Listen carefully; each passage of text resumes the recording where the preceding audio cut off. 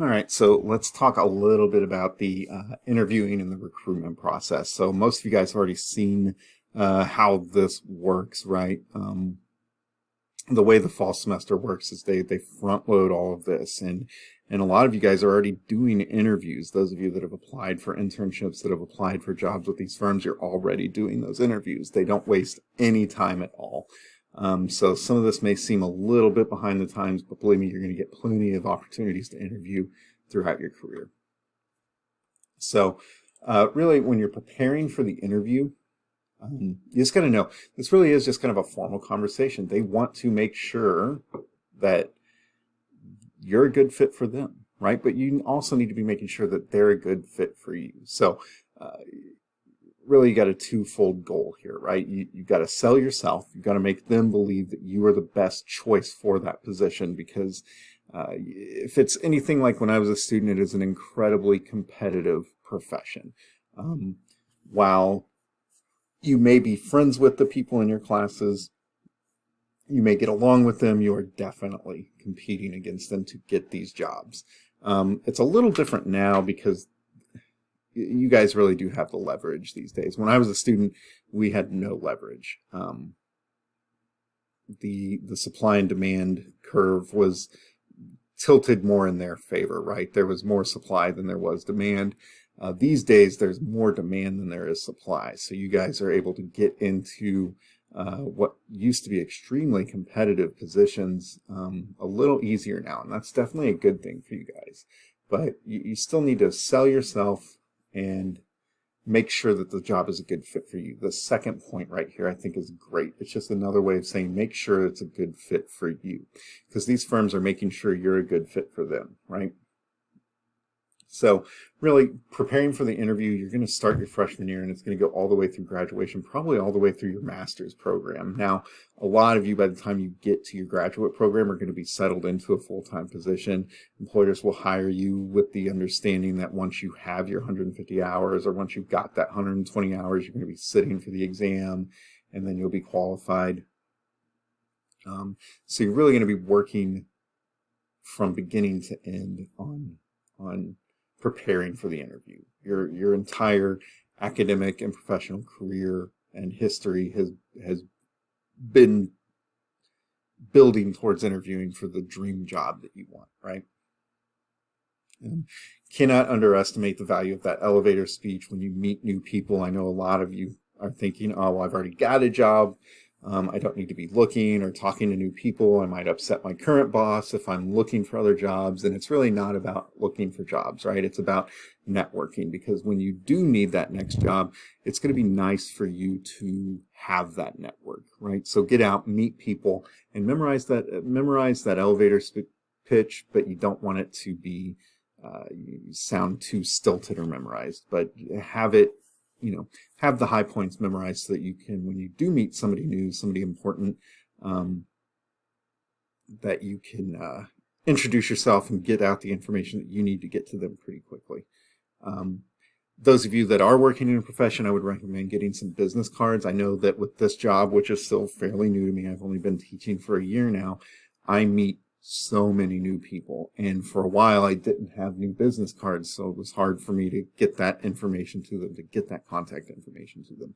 But now I've got those business cards, and it's much easier to just say, oh, here, here's a business card. This is how you can get a hold of me. Here are my qualifications. So, really, there are three basic interview methods, right? These are the three types of interviews you're going to be doing. And the last one, this digital interviews, is very prevalent now. I keep referring back to when I was a student, and it really wasn't that long ago. Digital interviews were not really something that we did. We typically did traditional interviews, which are going into a room, sitting with usually two people, sometimes more. Occasionally you'll get lucky and it's only one person in there with you, but typically what you're going to see is you're going to interview with 2, 3, 4 people.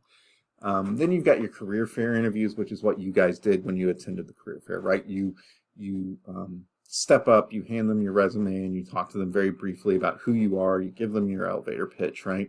And then you say, I'm really interested in working for you guys. I'm excited to hear back from you. Those are the career fair interviews. They're a little less formal, right? Now, the digital interview is going to be something like over Zoom or over Teams or something like that. And that's the direction that a lot of companies are leaning now. Quite honestly, it's cost effective for them. They pay for a Zoom membership, and then they don't have to bring you to campus or treat you to lunch or anything like that. And they can eliminate the candidates that they know are not going to be a good fit for them, or the candidates can eliminate them if they know they're not a good fit for the candidate.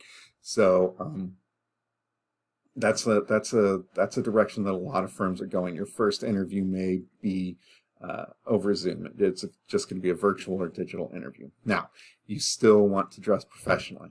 Okay, and you want to make sure you don't have a bunch of dirty underwear hanging from the ceiling fan, or hanging, a bunch of dirty clothes all over your bed or anything like that when you're doing the interview. You want to make sure you're recording the interview in a professional environment and that you're dressed professionally. It's just like a regular interview, you're just not doing it in the same room, right? So keep those things in mind as you prepare for interviews.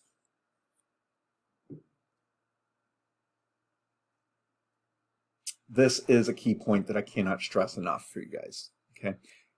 Do some research on your employer. No more than just the name of the firm. Dig a little bit into them. If I was going to interview with Abacus, I would definitely want to know their mission statement, and I would want to know probably the name of their owner. I would want to know what their largest department is, right? What their largest line of business is. Same thing with Forvis.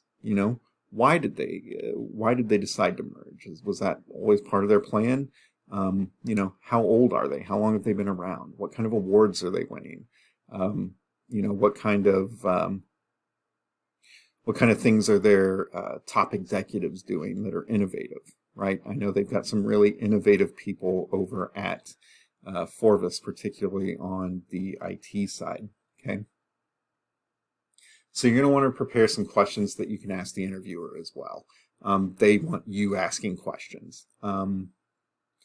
So you can ask job-related questions, so some technical details. Typically in your first interview, it's just going to be more of a meet and greet, get to know each other kind of thing. You're not really going to hit those technical details. Same thing about salaries and benefits. That's usually for a much later interview, probably your second, third, maybe depending on who you're interviewing with, your fourth interview. That's when you would start asking questions about salary, things like that.